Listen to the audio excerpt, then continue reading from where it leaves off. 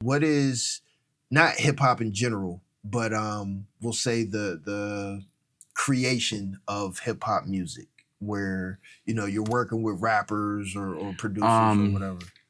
Well, it first started out. Let me see if I can put this together. It first started out as an exclusive thing. DJs are crackheads. You know what I mean? We gotta have that hit. We gotta have that thing that nobody else has. We live for it. Yeah. Okay.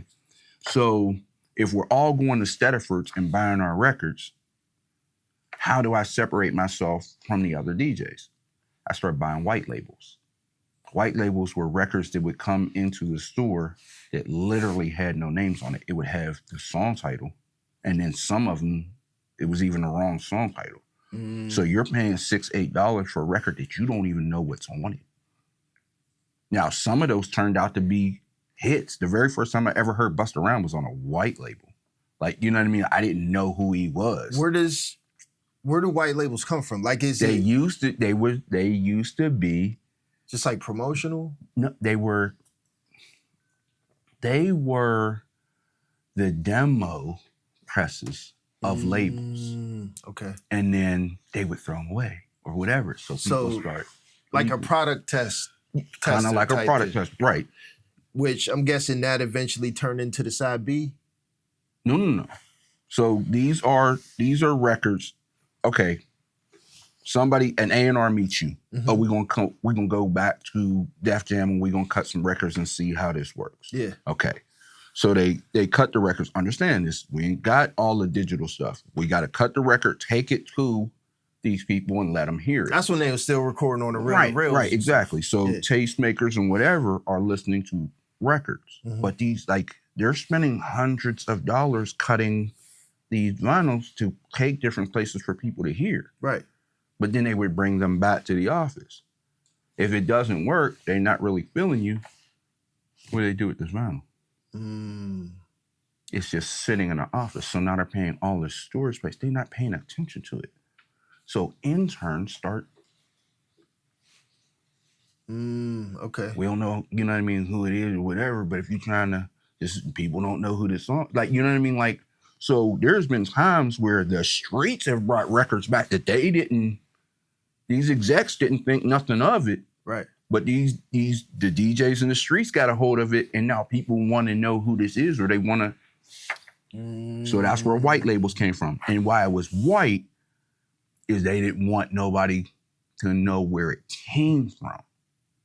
Just in case it was trash. Case, you know what I mean? Like, yeah, like there's no trace. Is it universal? Is it just like you have no idea where it came from. Okay, so the white label stuff, that's how you got into the creation? That's how that, wanting to have something different. So what I started doing was like, okay, let me start my own white labels with local artists. I want the ability to have songs that no one else has. And that's where that whole, hey, rap on this instrumental. Still to this day, I still tell artists to do it. If you are an up-and-coming artist and you are trying to get the attention of a DJ, you want the support of a DJ, the easiest way to do it is to take a song that's popular. I really don't know what's out there right now because I rarely listen to it. Me too. Right. So I've been wanting to have this conversation with you for the longest Not time. Like Us. We'll just use that. Yeah. Not Like Us. Take Not Like Us. Drop a verse out of it, because y'all have that ability now. Drop a verse out of it, and then you put your verse in it. Kalaj puts his verse in it with DJ Chevy's name in it. Yeah. Now, I go out Saturday night. I have to play Not Like Us. Which version am I going to play? Am I going to play the regular one that everybody else is playing? Or am I going to play the one with your verse in it with my name in it? Yeah. So check this out. I wanted to have this conversation with you for a long time because I'm pretty sure I never told you this, right? So a large part of my career, what catapulted me into the highest level of my fame and just status in the music industry. In 2002, I get a call from a very close friend of mine, goes by Johnny Handsome. You may know him, may have heard his name.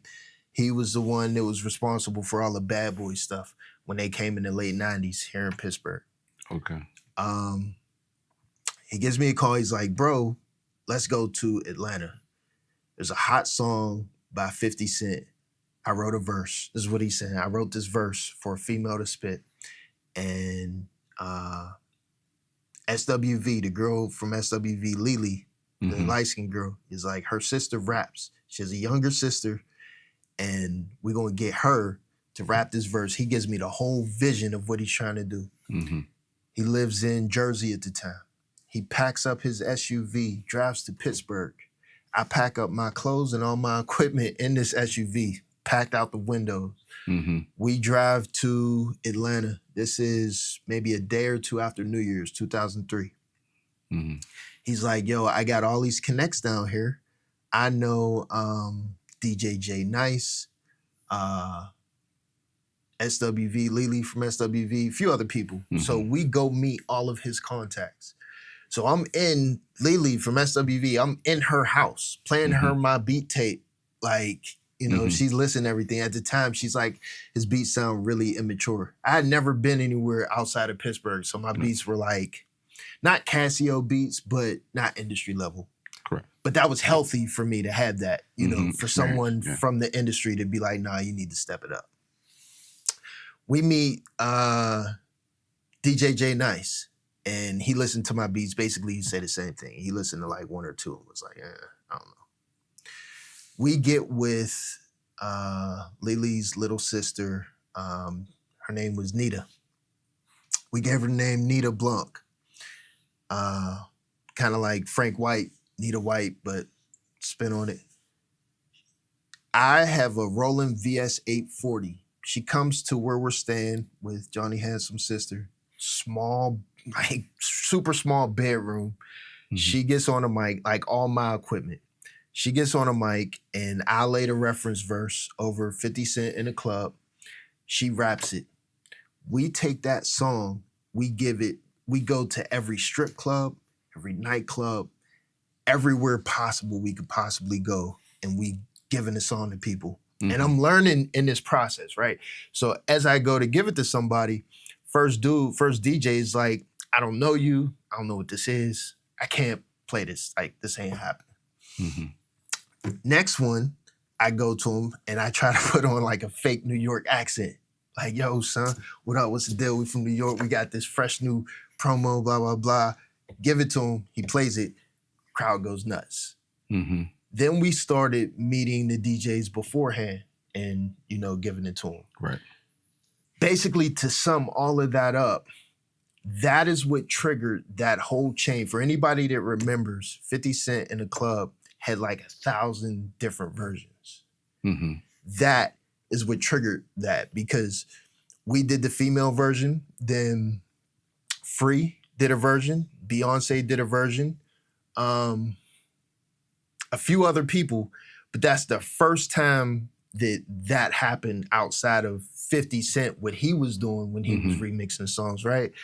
People heard our version and they knew, like, you know, they ain't really nobody, so let me do it real big so I can go bigger. Like, that was the whole idea of it. There's a whole lot more stories that I have just like that, where because we weren't as popular, people were like trying to step on us because they had more fame and celebrity status. So basically that song, when we took that to Jay Nice, he's like, yo, and I had better beats, more mature beats at this time. He's like, yo, I love your beats. I love this girl. I'm going to manage her. We're going to sign her to Shaquille O'Neal's record label. You're going to produce for Shaquille O'Neal's record label. Where he took us to Scooter Braun's studio, and, you know, Scooter Braun came like, yo, I want you to manage my production team. Like, everything that happened to me that was big was all because of that push in rapping over that instrumental. From there, we shifted it a little bit and it turned into, rather than rapping on instrumentals, let me sample the instrumental